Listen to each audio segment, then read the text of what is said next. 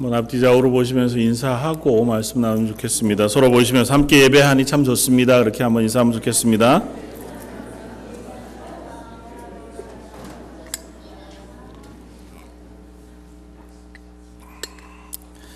오늘은 예레미야가 말씀을 가지고 은혜를 나누고자 합니다.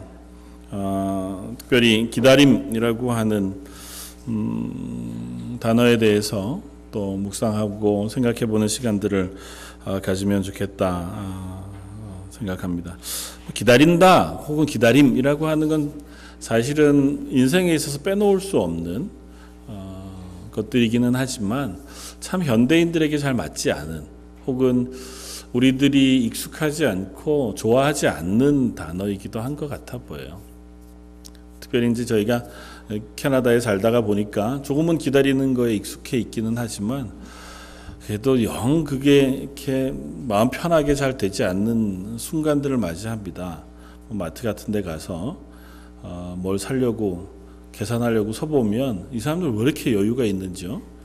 분명히 사람이 이렇게 많이 있으면 좀 빨리빨리 해줄 만도 한데 천천히 얘기할 거 다 하고 그러다 보면 어디 내가 줄을 잘못 섰나 싶기도 하고 빨리 더 사람 없는 데 가서 뭘 해야 할 것 같기도 한 그것뿐만 아니라 길을 갈 때에도 운전을 할 때에도 무엇인가를 하려고 할 때에도 기다리는 시간만큼 참 지치고 힘겹거나 어려운 시간들이 없어 보이는 때가 많이 있습니다. 특별히 그것이 우리 인생에 있어서 어떤 특별한 문제, 어려움 그런 것들을 놓고 있을 때에는 기다리는 시간들이 훨씬 더 쉽지 않게 느껴지기도 하는 것 같아 보입니다. 그러나 오늘 예레미야라고 하는 이 선지자의 입술을 통해서 그 기다림이 항상 그렇게 힘겨운 것만이 아니고 기다림 가운데에 우리가 소망을 품을 때에 혹은 기다림에 소망을 더해 가 있을 때에 우리는 그 기다림의 시간이 오히려 은혜의 시간이 되고 소망의 시간이 되어질 수 있다고 하는 사실을 우리가 함께 나눌 수 있었으면 좋겠습니다. 어떻게 보면 예레미야 애가라고 하는 이 성경이 소망을 이야기하는 것 자체가 조금은 맞지 않아 보이거나 이상해 보입니다. 왜냐하면 예레미야라고 하는 선지자는 남쪽 유다의 제일 마지막 멸망하던 그 시기에 선지자 활동을 했던 사람이고 짐작하기는 예레미야 애가를 쓴 시기가 남쪽 유다, 북쪽 이스라엘은 이미 한 100여 년 전에 멸망을 했고요. 그리고 북쪽 이스라엘 사람들은 다 포로로 잡혀갔고 그리고 한 100여 년 정도를 남쪽 유다가 근근히 명맥을 유지해 오다가 바벨론이란 나라에 의해서 세 차례나 예루살렘이 침략을 당합니다. 왕이 잡혀가기도 하고 또 포로로 잡혀가기도 하고 하는 그런데 마지막 3차 침략을 당해서 예루살렘 성이 함락하고 나서 완전히 이 지구상에서 이스라엘 나라가 없어져요. 그 멸망을 보고 아마 쓴 책이 예레미야 애가일 것이다 그렇게 짐작합니다. 그리고 예레미야는 이 책을 쓰고 나서 이집트로 포로로 잡혀갑니다. 그리고 그곳에서 죽임을 당하고 얼마 지지 않아서 곧 죽게 되어지는데 그러니까 예레미야의 현실은 참으로 참혹하기 그지없는 상황 속에서 하나님 앞에 기도하듯이 간구하듯이 그렇게 쓰고 있는 시가 예레미야 애가라고 하는 시입니다. 그러니까 그는 가장 절망적인 상황 속에서 그리고 어쩌면 선지자 예레미야의 심정 훨씬 더 절망적이었는지 몰라요. 저희가 요즘 새벽마다 열왕기서를 함께 나누고 있는데요. 열왕기서 가운데 기록되어지고 있는 이스라엘의 모습이 참으로 안타깝기 그지없습니다. 특별히 북이스라엘은 그 멸망하던 시기쯤에 그 나라들의 왕들이 얼마나 악했는지를 우리가 성경을 통해서 누차 발견하게 되어지고 그 이스라엘 그냥 하나님께서 내버려 두시고 멸망해라 그렇게 하시지 않고 이스라엘뿐 아니라 남쪽 유다에도 하나님께서 계속 선지자들을 보내셨습니다. 이스라엘이 멸망할 만한 지경에 놓여 있는 그때에 하나님께서 가장 위대한 선지자들을 끊임없이 북이스라엘을 향해 남쪽 유다를 향해 보내었습니다. 우리가 잘 아는 익숙한 이름의 선지자들이 다 그 시기에 북이스라엘과 남유다에 보내어졌던 선지자들이잖아요. 엘리야, 엘리사, 호세야, 남쪽 유다에는 이사야, 예레미야. 하나님께서 숱한 선지자들을 이스라엘에게 보내셔서 경고하십니다. 그대로 있으면 안 된다. 돌아와라. 범죄하지 말고 우상을 섬기지 말고 하나님 앞에 온전히 와라. 하나님 아주 정난하게 질문하고 그들의 믿음을 드러내세요. 야, 너희들이 하나님이 아니라 우상 섬기는 게 얼마나 웃긴지 한번 생각해 보자. 이사야서에서 그렇게 얘기합니다. 너희들이 새겨놓아 세운 우상, 그거 어떻게 너희들이 섬기고 있는지를 잘 생각해 봐라. 산에 가가지고 크고 좋은 나무 하나를 정하고 그걸 베어다가 조각 잘하는 사람이 그걸로 우상의 모양을 조각해서 좀 땅 좋은 데에다 땅을 다지고 그곳에다 세우고는 혹 바람 불어 그 나무가 쓰러질까 싶어서 거기다가 못을 박고 줄을 세워 그게 흔들리지 않게 세워놓은 게 니들이 섬기는 우상 아니냐. 니네들이 그 나무가 쓰러질까 봐 고정해놓고 그걸 잘 다듬어 놓고는 그리고 나서 뭐 하냐 하면 그 앞에다가 제사하고 절한다는 거예요. 그러면서 그 절한 나무에게 나한테 복을 주시오. 나를 안전하게 해주시오. 그렇게 기도한다는 거예요. 야, 니네가 생각하기에 그게 합당하냐. 그 선지자를 통해서 얼마나 세세하게 분명하게 말씀하시는지 몰라요. 그런데 어떻게 됐어요? 안 들었습니다. 아주 잠깐 돌아오는 척한 사람들이 없지는 않았지만 그 흐름은 결국은 멸망을 향해 치달아 갔습니다. 하나님이 끊임없이 기다리시고 또 경고하시고 돌아오도록 촉구하셨지만 북이스라엘도 남쪽 유다도 멸망하고 말았습니다. 그 상황에 예레미야가 예레미야 애가를 쓰고 있습니다. 또 예레미야 애가는 그런 의미에서 애가예요. 슬픈 노래, 탄식의 노래. 이스라엘을 하나님께서 징계하시고 이스라엘 멸망한 것으로 인하여 가슴 아파하고 하나님 앞에 통곡하고 죄를 회개하는 내용으로 가득 차 있는 애가가 예레미야 애가인데요. 참 신기하게도 저희가 오늘 읽었던 3장 19절부터 예레미야의 어조가 바뀝니다. 예레미야가 이 슬프고 황당하고 절망적인 상황 속에서 소망을 이야기해요.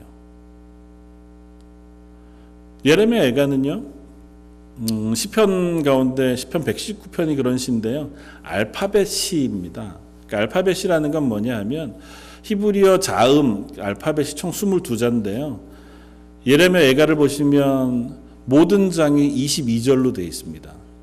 그래서 매 절마다 첫 절의 첫 단어를 알파벳 순서에 따라서, 그러니까 1절은 A, 2절은 B, 그걸로 시작하는 단어로 시작하여 시를 썼어요. 예레미야 애가가. 그러니까 지금 하나님 앞에 절망스럽고 한탄스럽고 막 그렇게 울부짖어도 불가한 그 시간 속에 이 시를 어떻게 이렇게 정교하게 쓰고 있을까요? 그러니까 아주 단어를 골라서 그리고 문장을 맞추어서 하나님 앞에 이 시를 쓰고 있습니다. 그 중에서도 특별히 3장은 총 66절로 되어 있어서 그 22개의 알파벳을 3번 반복해서 쓰고 있습니다. 그렇게 쓰고 있는 이유는 하나님 앞에서 그 하나님을 기억하고 있다는 거예요. 그리고 그 하나님 앞에서 하나님의 언약을 기억하면서 그 하나님의 도우심을 간절히 바라고 그 하나님 앞에 기도하고 있는 예레미야의 모습을 우리에게 보여줍니다. 절망적인 상황이 소망으로 바뀔 수 있는 유일한 근거는 다름이 아니라 하나님을 기억함이라는 것입니다. 그래서 오늘 19절, 20절, 21절은 이렇게 씁니다. 그 19절 바로 앞에 우리가 보면 그들이 절망적인 상황이 어떤가에 대해서 이렇게 노래해요. 3장 8절 9절 내가 부르짖어도 도움을 구하나 내 기도를 물리치시며 다듬은 돌을 쌓아 내 길들을 막으사 내 길을 굽게 하셨도다. 하나님께서 내가 아무리 부르짖어든지 응답 안 하신다는 거예요. 하나님께서 그 돌을 깨끗하게 다듬어서 내 길을 완전히 막으시려고, 그래서 나를 못 가게 막고 계시다고 고백해요. 17, 18절 주께서 내 심령이 평강에서 멀리 떠나게 하시니 내가 복을 내어버렸으며 스스로 이르기를 나의 힘과 여호와께 대한 내 소망이 끊어졌다고 하였도다. 지금 상황이에요. 지금 이스라엘의 상황일 뿐만 아니라 예레미야의 마음입니다. 예레미야는 얼마나 더 절망적이겠어요. 예레미야 선지자잖아요. 예레미야가 평생토록 하나님의 말씀을 전했습니다. 예레미야가 전한 말씀들은 예레미야서 내도록 잘 나와 있습니다. 이스라엘에게 경고하면서 야 거기서 돌아와야 한다. 하나님께로 돌아와라. 더 이상 범죄의 자리에 계속 있다가는 하나님께서 우리를 향하여 징계하시는 징계의 칼날을 피할 수 없다. 아니 어쩌면 예레미야서를 보면 이미 예레미야는 하나님의 징계가 번복되기 힘들다는 사실을 알았어요. 그래서 하나님은 예레미야보다 앞선 이사야, 예레미야를 통해서 하나님의 심판은 주어질 것이지만 그래도 하나님은 너희를 향하여 구원을 그치지 않으실 것이다 라고까지 얘기하세요. 예레미야가 이 이야기를 평생도록 전했습니다. 그런데 만난 게 뭐예요? 이스라엘의 멸망. 돌아오지 않습니다. 회복되지 않고 하나님의 말씀을 귀담아 듣지 않아서 결국은 성전이 예루살렘 성이 회파되어지고 모든 사람들이 다 포로로 잡혀간 마당에 어떻게 예레미야가 하나님 앞에 소망을 얘기할 수 있겠어요? 하나님 이제는 아무것도 남은 게 없습니다. 그게 3장 18절까지 나와 있는 예레미야의 고백 속에 잘 나타납니다. 하나님이 내 소망을 끊어버리셨습니다. 그럴만하죠. 그냥 이스라엘 백성들이 하나님 몰라서 살다가 그냥 멸망당했다 치지만 예레미야는 그게 아니잖아요. 하나님의 말씀을 들었고 말씀을 전했고 그 소망 가운데 어쨌든 이스라엘 백성을 되돌이키기 위해서 애썼는데도 불구하고 변화가 없이 멸망해버린 상황을 보고는 예레미야가 탄식하고 절망 가운데 부르짖습니다. 그러다가 19절 내 고초 재난 곧 쑥과 담즙을 기억하소서. 내 마음이 그것을 기억하고 내가 낙심이 되오나 그것 때문에 내가 낙심이 돼요. 내게 당한 고난, 내가 지금 겪고 있는 이 길이. 그러나 이것을 내가 내 마음에 담아두었더니 그것이 오히려 나의 소망이 되었습니다. 내게 닥친 고난, 그걸 그냥 당하고 끝난 것이 아니라 그걸 내 마음에 담아두었더니 이게 내 소망이 됩니다. 어떻게 소망이 돼요? 내가 당하고 있는 이 절망한 상황, 이 고난과 이 힘겨운 앞이 보이지 않은 깜깜한 상황이 내게 소망이 됩니다. 왜요? 22절 여호와의 인자와 긍휼이 무궁하심으로 우리가 진멸되지 아니함이니이다. 여호와의 인자가 무궁하심으로 하나님을 기억했더니 그 상황 속에서 하나님을 기억하고 하나님을 묵상했더니 내 속에 소망이 생긴다는 거예요. 현실은 암울하기 짝이 없어요. 그리고 그것을 되돌릴 만한 어떤 힌트도 희망도 보이지 않아요. 내 속에서도 그렇고 우리 이스라엘 속에서도 그 하나님을 향하여 돌아갈 어떤 모양도 보이지 않아요. 끝이에요. 이것으로는 그냥 절망 가운데 완전히 막혀 있지만 그 순간 내가 하나님을 바라보고 하나님을 묵상합니다. 23절 이것들이 아침마다 새로우니 주의 성실하심이 크시도소이다.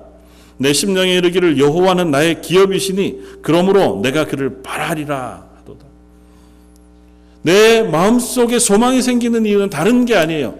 내가 하나님의 인자하심을 기억했어요. 그 하나님이 나의 기업이라는 사실을 떠올렸습니다. 아침마다 그 사실을 새롭게 묵상합니다. 그리고 내 심령에 스스로 말합니다. 내 심령에 이르기를 이라고 표현되어진 이 표현은 그냥 간단한 표현으로 내가 그 하나님을 묵상해 보니예요. 내가 잠잠히 앉아 그 하나님이 어떠신 분이신지 하나님의 말씀이 무엇이었는지를 묵상해 보니 내 마음속에 소망이 생겼습니다. 현실을 바라보아 소망을 가지는 것이 아니라 내 하나님을 묵상함으로 내 속에 소망이 생겼습니다. 그것이 예레미야의 고백입니다. 사랑하는 성도 여러분, 저와 여러분들의 삶도 그러한 줄 믿습니다. 저 여러분들이 살아가는 이 땅의 삶도 어쩌면 기다림의 연속일 수 있는 것 같아 보여요.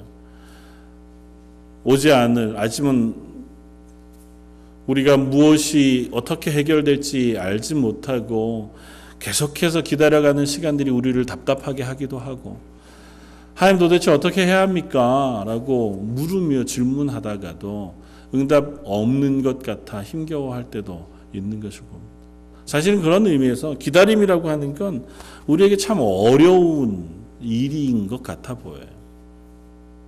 하나님을 기다린다고 한 표현이 소망이 있구나 라고 기대되기보다는 하나님의 응답을 기다림이 조금은 멀어 보여서 힘겨울 때가 더 많이 있어지는 것을 생각합니다. 하나님을 기다리고 하나님의 응답을 기다릴 때 보통은 하나님, 내가 아무리 기도해도 하나님이 아직은 행동하시지 않고 응답해 주시지 않아서 그 상태를 기다리고 있는 것이라고 생각하면 답답하죠. 그럴 때가 오히려 더 많아 보여요.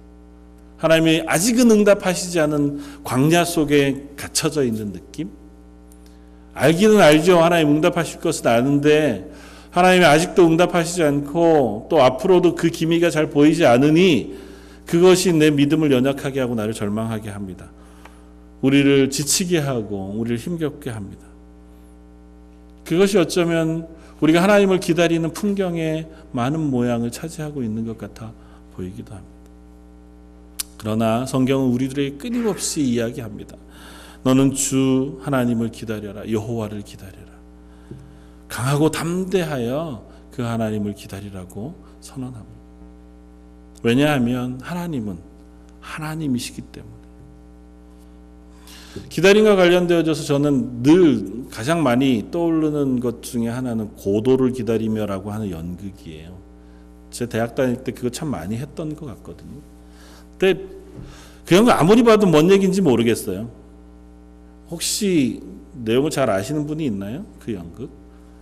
어렴풋이 들어보신 적이 있는지 모르겠어요. 별 내용이 없어요. 처음부터 끝까지 고도를 기다리는 거예요. 고도가 누군지 언제 올지 안 알려졌어요. 온대요. 그 사람을 기다리고 있는 두 사람, 고고 디디라고 하는 두 사람이 앉아가지고 이제 기다리는데, 기다리면서 서로 이제 얘기합니다. 얘기하는데 말이 안 통해요, 둘이. 너 아침 먹었냐? 그러면 오늘 날씨가 안 좋아. 이렇게 대답하는 시기예요. 이런 연극을 왜 하는지 모르겠어요. 그 연극을 쓴 그 사람, 이 고도는 결국 오지 않습니다. 해석을 나름대로 여러 가지로 하는데요. 그 안에 성경의 이야기들을 많이 차용해서 쓰고 있어서 하나님의 구원이 임하지 않는 것에 대한 어떤 안타까움, 인간의 부조리한 상황, 우리는 아무리 살아도 소망 없이 그냥 부조리하게 죽어갈 수도 있고 불평등한 삶 속에 살아갈 수도 있다는 걸 쓴 것, 여러 가지로 해석합니다. 근데 저는 이렇게 이해했어요. 이 글이 쓰여진 때가 세계 1, 2차 대전이 지나고 난 때였습니다. 그리고 세계 2차 대전이 지나고 나서 세계 속에 굉장히 많이 일어났던 것 중에 하나가 인생에 대한 허무함이었어요. 아무리 노력해도 전쟁 한번 일어나니까요, 다 아무것도 아닌 게 돼버리고 말았거든요. 하나님 살아계시다면 사람들이 이렇게 죽어가는데 이렇게 참혹한 상황을 그냥 놔두실 리가 있나? 하나님에 대한 신뢰가 자꾸 이렇게 사그러져 간 거죠. 하나님이 이걸 고치실 것이다, 아니면 뭔가 좋아질 것이라고 하는 기대가 사라져버린 거예요. 그러니까 오지 않을 걸 그냥 기다리고 있는 그런 것 같은 어리석은 우리의 삶에 대한 모습들을 자꾸 얘기하는 것 같았습니다. 하나님은 오십니다. 하나님의 구원은 그냥 막연히 기다림으로 끝나지 않습니다. 하나님을 기다리는 것은 그냥 오지 않을 그 상황 속에 하루를 그냥 앉아서 언제 올지 모르는 하나님의 응답을 기다리고 있는 것이 아니에요. 오늘 예레미야는 그 하나님을 알았습니다. 그랬기에 예레미야는 그 절망 가운데 하나님을 기억했을 때 그 마음속에 소망을 이야기하고 있는 것입니다. 그런 의미에서 소망은 믿음을 전제로 합니다. 믿음이 없는 상황에서 기다림이 소망이 될 수 없어요. 히브리서 11장은 그렇게 우리에게 들려줍니다. 믿음은 바라는 것들의 실상이다. 믿음은 믿음 그대로 내가 바라고 기대하는 것을 딱 얻게 되지 않아요. 거기에서 실상이라고 표현되어진 단어는 실제 얻어진 무엇을 얘기하기도 하지만 헬라어 원어로 따지면 무엇의 토대 받침대 같은 의미를 가져요. 그러니까 믿음은 내가 얻게 되어질 것의 받침대, 토대가 되어지는 거예요. 믿음이 있을 때에 그 위에 하나님의 응답이 주어져요. 그러니까 믿음이 있으면 우리는 소망을 가질 수 있습니다. 하나님을 신뢰함으로 그 하나님이 내게 허락하실 것을 기다릴 수 있습니다. 만약에 하나님에 대한 신뢰와 믿음이 없다면 우리는 하나님의 말씀을 붙잡고 기다릴 수 없어요. 그렇지 않겠습니까? 그냥 막연한 기다림은 의미 없는, 소망 없는 기다림이 될 수 있겠죠. 나 예레미야는 적어도 하나님을 향한 신뢰, 믿음이 있었습니다. 하나님은 인자하신 분이신 줄 알았어요. 하나님은 나의 기업이 되시는 줄 알았습니다. 그렇게 그 하나님이 지금 우리에게 심판을 내리셔서 내가 절망 가운데 멸망 가운데 앞이 보이지 않는 상황에 놓여진다 할지라도 그 하나님이 약속하신 구원, 그것을 지키실 하나님이신 줄 알고 그 하나님을 향하여 소망을 품었다고 예레미야가 고백합니다. 예레미야의 이 고백은 한편으로는 굉장히 처절해 보입니다. 예레미야가 지금 이 상황에 있어서 한치도 그 눈앞에 보이는 빛이 보이지 않는 상황이잖아요. 나라가 멸망했고 왕은 사로잡혀가서 눈이 뽑히고 죽임을 당한 상황이 됐고 온 백성들은 다 포로로 어린아이로부터 쓸만한 사람들은 미리 1차 예루살렘 점령 때 그리고 2차, 3차를 지나면서 완전히 예루살렘 피폐해져 간 마당에 뭔 소망을 이야기하겠어요. 그야말로 절망 중에 하나님의 간절한 도우심을 구하면서 부르짖는 안타까운 간구에 가까울 겁니다. 어쩌면 하나님의 소망을 이야기하는 예레미야 그 고백은 막다른 골목에 더 이상은 기대할 것이 없기 때문에 붙잡는, 그래서 그거가 아니면 하나님 난 죽겠습니다. 하나님도 내게 응답해 주시지 않으면, 하나님도 나에게 소망이 되시지 않으면 난 이 세상을 살아갈 힘이 없습니다고 외치는 외침 같아 보이기도 해요. 그러나 액면 그대로 예레미야는 그 하나님을 의지합니다. 그리고 하나님을 향하여 하나님은 인자하신 분이라고 고백해요. 인자하시다고 하는 표현은 자주 설명드렸지만 헤세드라고 하는 히브리어로 쓴다고요. 헤세드라고 하는 단어는 사랑, 인자, 자비, 긍휼 여러 가지 단어로 쓰이지만 분명한 원칙이 하나 있습니다. 그건 뭐냐 하면 굳이 사랑을 해주지 않아도 될 대상, 당연히 사랑받을 만한 혹은 사랑을 받을 수 있는 조건을 갖춘 사람이 아닌 그런 조건이 전혀 없는 대상에게 사랑해줘야 할 의무도 없고 또 사랑해줘 되돌아올 만한 무슨 가치도 없는 기대도 없는 쪽에서 일방적으로 베풀어주는 사랑, 그게 인자예요. 헤세드. 하나님이 우리를 향하여 주시는 사랑이 그래서 헤세드, 인자하심이라고 표현해요. 이스라엘은 지금 하나님 앞에 회복을 기대할 만하지 않아요. 하나님이 멸망시켰더니 그때로부터 죄를 뒤집어 쓰고 통곡하며 하나님 앞에 회개했더라. 아니요, 그렇지 않습니다. 그러려면 벌써 그랬어야죠. 100년이 넘는 동안 하나님께서 경고하시고 선지자들을 보내셨는데 변화가 없었습니다. 바벨론 포로로 잡혀간 상태에서 그들이 변했느냐? 에스겔서 다니엘서를 읽어보면요, 경건한 사람들의 무리가 없지 않았지만 그곳에서도 하나님의 말씀이 선포되어질 때 그 하나님의 말씀을 귀담아 듣지 않았습니다. 하나님이 그들을 구원하셔야 할 어떤 이유도 성경 가운데 우리가 발견하기 어려워요.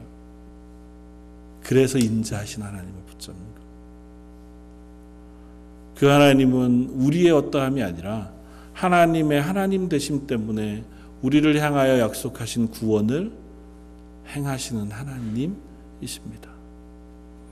예레미야의 고백이 저와 여러분들의 고백이 되길 바랍니다. 저와 여러분들이 붙잡고 기도하는 하나님이 이 예레미야의 고백 가운데 붙잡는 하나님이 되기를 주님의 이름으로 축원을 드립니다. 저 여러분들의 삶이 어떤지, 어떤 상황 속에 놓여 있는지 예레미야 같기야 하겠어요. 그러나 우리들 각자의 삶 속에서 때로는 기다리다 지칠 만한 상황 속에 놓여 있기도 하다 생각이 되어지지만, 그러나 그 상황 속에도 잊지 말 것은 그 삶을 주관하시는 하나님이 나의 하나님이라는 사실을 우리가 놓치지 않기를 원합니다. 그 하나님은 우리를 향한 시선을 놓치지 않으시고 우리를 향하여 가장 좋은 것으로 채우시기를 멈추지 않으시는 하나님이신 것을 우리가 기억할 수 있기를 바랍니다. 하나님은 우리에게 때로는 그 기다림의 온 시간을 기다리게 하시는 것은 하나님 앞에서 가장 좋은 길로 우리를 인도하게 하시기 위함이시라는 사실도 기억했으면 좋겠습니다. 우리는 그거 말고요, 그냥 지금 당장 조금 이 문제만 해결해 주시면 다음 거는 굳이 제가 기대 안 해도 괜찮습니다. 우리는 그런 마음이 많죠. 그러나 하나님이 하나님의 나라에 이미 가장 좋은 것을 다 예비해 놓으셨어요. 그 나라 갈 때까지 이 땅에서 하나님은 우리에게 더 좋은 것들을 가르치시기를 원하시고 그 길로 인도하셔서 하나님의 사람 만드시기를 원하세요. 기다리지 않고 볼 수 없는 풍경들이 있습니다. 혹 종류석 이런 굴들을 들어가 보신 적이 있나요? 밝은 태양에 있다가 굴에 들어가면 아무것도 안 보이지 않나요? 이게 뭐야, 시커멓고 발바닥은 미끄럽고 더 들어가느니 빨리 나와야겠다고 하면 그 굴을 볼 수 없습니다. 들어가서 시간이 지나야, 우리 눈이 어둠에 익숙해져야 비로소 그 안에 있는 풍경이 보여요. 전 캐나다 살면서 제일 아름다운 풍경 중에 하나가 하늘에 떠 있는 별들을 보는 것인데요. 우리 집 사는 집에서 밖에 나가서 이렇게 보면 잘 별이 안 보입니다. 이 별이 많은 캐나다는 아니죠. 별은 어디에나 있으니까요. 근데 조금만 불빛이 없는 데 가면 그 하늘에 별이 보여요. 그런데 진짜 그 별을 잘 보기 위해서는요, 그 어두운데 오래 기다리고 있는, 시간이 지나면 지날수록 별들은 훨씬 더 선명해지고요, 훨씬 더 많은 별들을 볼 수 있습니다. 기다리지 않고는 볼 수 없는 풍경이 분명히 있습니다. 하나님 우리로 하여금 기다리지 않고는 얻을 수 없는 것들을 허락해 주시기를 원하세요. 저 한국에 있을 때 산 타는 것들을 좋아해서 가끔은 갔는데요. 제일 기억에 남는 건 지리산을 종주했을 때 기억이에요. 화엄사에서 노고단까지 올라갔는데요. 더 이상은 가고 싶은 마음이 안 들 만큼 얼마나 힘든지요. 한여름에 장마철에 갔는데. 노고단까지만 가고 싸간 김밥이나 먹고 내려와야 되겠다 생각하고 올라갔는데, 거기서부터 천왕봉까지가 이렇게 산등성이로 보여요. 마치 그 산등성이가 저를 부르는 것 같더라고요. 야, 여기까지 왔는데 안 올 거야? 열심히 걷는 그 걸음이 정말 힘들었습니다. 발바닥이 이렇게 붓기도 하고 다리에 쥐도 나고 하니까요. 돌멩이로 발바닥을 찍으면서도 가고 했는데, 그 길을 가지 않았으면 보지 못했을 풍경들이 얼마나 많은지. 그 힘든 시간을 통과하지 않고 그 풍경을 볼 수 있는 방법은 없습니다. 가끔 TV에서 누가 간 거 화면으로 비춰주니까 그거 보면 다 되지. 비슷해요. 똑같지 않습니다. 내가 걸어서 그곳에 가 본 풍경과 전혀 다릅니다. 내가 인생 가운데 때로는 그 길을 걸어서 하나님 앞에 경험함으로 얻게 되어지는 믿음과 하나님을 향한 기쁨, 하나님의 신뢰, 하나님 주신 소망은 우리가 그 길을 걷지 않고는 얻을 수 없는 것이기도 해요. 하나님, 저와 여러분들에게 그 하나님을 향한 신뢰와 믿음을 가르치시기를 원하시는 줄 믿습니다. 혹 기다리다가 그 기다림이 지칠만해지거든 그 기다림의 현실을 보지 않고 나를 기다리게 하신 하나님을 기억할 수 있기를 원합니다. 하나님 우리를 그 자리로 옮겨 놓으신 것은 우리가 하나님을 신뢰하게 하기를 원하시기도 하지만 또 다른 한편에 뒤집어서 생각하면 하나님이 우리를 신뢰하고 계시기 때문이기도 해요. 하나님 우리를 그곳에 놓으셔도 우리가 그 기다림을 잘 통과하여 하나님을 아는 자리까지 올 것인 줄 하나님께서 믿으셔서 저 여러분들을 그곳에 놓아 주시기도 한다 생각이 되었습니다.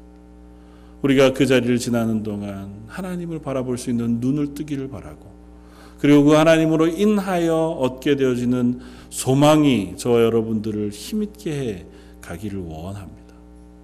그리고 한 가지 더 부탁하고 싶은 것은 소망을 가지고 기다리는 일은 멈추어 앉아 있는 것은 아닙니다. 마치 감나무에서 감이 떨어지듯 그 밑에서 입을 벌리고 앉아 기다림은 소망을 가지고 기다리는 것과는 달라요. 소망을 갖고 기다린다고 하는 것은 항상 그 소망을 갖고 기다림 때문에 걷고 달려가는 행동을 동반합니다. 그냥 멈추어 서서 하염없이 언제 하나님이 이걸 응답해 주실지만 기다리고 있는 것이 아니고 하나님이 약속하신 것이 주어지는 줄 알아. 그 소망이 내게 용기가 되고 그래서 오늘 내가 그 길을 걸을 수 있는 힘이 되어 내가 그리스도인으로 일어서서 그리스도인으로 삶을 살아가게 되어지는 줄 믿습니다. 내게 주어진 환경은 어렵더라도 오늘 본문이 고백하고 있는 것처럼 내 고초와 재난과 곧 쑥과 담즙 그것이 내 삶에 가득 차 있는 상황이라 할지라도 그래도 내가 그것에 멈추어 있지 않고 하나님을 기억함으로 내가 이 땅 가운데서 그리스도인으로 그 길을 걷겠습니다 다짐할 수 있는 저 여러분들이었으면 좋겠습니다. 그 길을 걸을 때에 하나님은 분명히 우리에게 선하십니다. 오늘 본문 25절, 26절, 27절은 세 개의 똑같은 단어가 쓰여지고 있어요. 그건 뭐냐 하면 토부라고 하는 하나님의 성품에 대한 단어예요. 25절은 이렇게 씁니다. 기다리는 자에게나 구하는 영혼들에게는 여호와는 선하시도다. 구하는 자들, 기다리는 자들에게 하나님은 선하신 분이세요.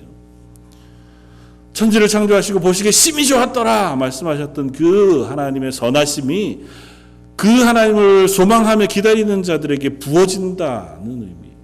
하나님은 저 여러분들에게 선하신 하나님이십니다.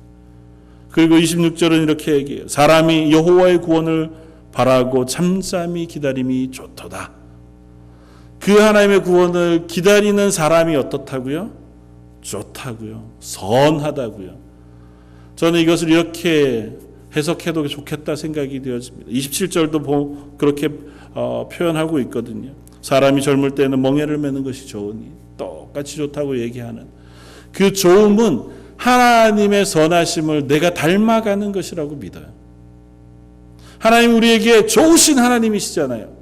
그래서 내가 이 땅에서 그 하나님을 바라보며 사는 삶을 사는 것이 그 하나님을 닮아 선하게 살아가는 삶을 사는 것이기도 하고 그래서 때로는 젊었을 때 멍에를 매는 것 그것이 내게 선이 되어지는 줄 알아. 그 길을 걸어갈 수 있는 사람인 줄 믿습니다. 그래서 예레미야는 뒤이어 이렇게 고백합니다. 32절 그가 비록 근심하게 하시나 그의 풍부한 인자하심에 따라 긍휼히 여기실 것이다. 주께서 인생으로 고생하게 하시며 근심하게 하시면 하나님의 본심이 아니에요. 원래 계획이 아니에요. 하나님은 우리를 오히려 그곳에서 건져내실 줄 알아요. 그래서 40절 41절 우리가 스스로 우리의 행위를 조사하고 여호와께로 돌아가자. 우리의 마음과 손을 아울러 하늘에 계신 하나님께 들자. 그렇게 고백합니다. 사랑하는 성도 여러분, 저와 여러분들도 그렇게 하나님을 향해 우리의 손을 들고 나아갈 수 있기를 원하고 그 하나님을 소망하며 붙잡고 우리가 이 땅에서 그리스도인으로 하나님의 성품을 닮아가는 하나님의 사람들 되어지기도 원합니다. 하나님 우리의 소망이 되시는 한 우리가 이 땅을 살아가는 그 모든 시간은 하나님과 동행하는 시간인 줄 믿습니다. 하나님을 기억하는 한, 그 하나님을 우리가 묵상하는 한, 때로는 내 앞에 놓여진 일들을 내가 어찌할 수 없다 할지라도 그래도 그 길과 함께 하시는 하나님을 인해서 하나님 내가 오늘도 일어나 하나님이 걸으라 하시는 이 길을 힘있게 걷겠습니다. 그렇게 걸어갈 수 있는 용기가 저 여러분들에게 있는 줄 믿습니다. 함께 격려하면서 또 때로는 너무 조급해하지 말고 하나님이 나를 기다리라 하시고 이 길을 걷게 하신 것이 하나님의 선하신 뜻 가운데 하나님의 좋은 것들을 바라보고 얻게 하시는 줄 소망하면서 저와 여러분들에게 주어진 이 길을 기쁨으로 걸어갈 수 있는 저와 여러분들 되시기를 주님의 이름으로 부탁을 드립니다. 다시 한번 기도하겠습니다. 하나님, 저희들이 이 땅을 살아갈 때에 저희 앞에 놓여진 현실들이 저희를 때로는 어렵게 하고 지치게 하고 또 그 앞이 보이지 않는 현실로 인하여 낙심하게 될 때도 많이 있습니다. 그러나 그 즈음에 여전히 저희를 향하여 선하신 하나님을 기억하게 해주시길 원합니다. 그 하나님이 나와 함께 계시다는 사실이 저에게 위로가 되고 용기가 되고 또 소망이 되어 담대하게 일어나 그리스도인으로 살아갈 수 있는 힘이 되게 하여 주옵소서. 저희 런던 제일장로교에 속한 모든 성도들, 그들이 때로는 건강의 문제로 또 가정 앞에 놓여진 여러 해결되지 않은 문제로 혹은 재정적이거나 혹은 자녀들의 문제로 인하여 하나님의 도우심을 구하며 기도할 때에 내가 그 기도를 다 듣고 있다 말씀해 주시고 너희가 그 길 가운데 있는 동안 내가 너희를 떠나지 않으마 약속해 주셔서 저희가 그 하나님의 응답을 인하여 기뻐하며 이 길을 걸어갈 수 있게 하여 주옵소서. 오늘 말씀 예수님 이름으로 기도드립니다. 아멘. 찬송가 488장을 함께 찬양하시겠습니다.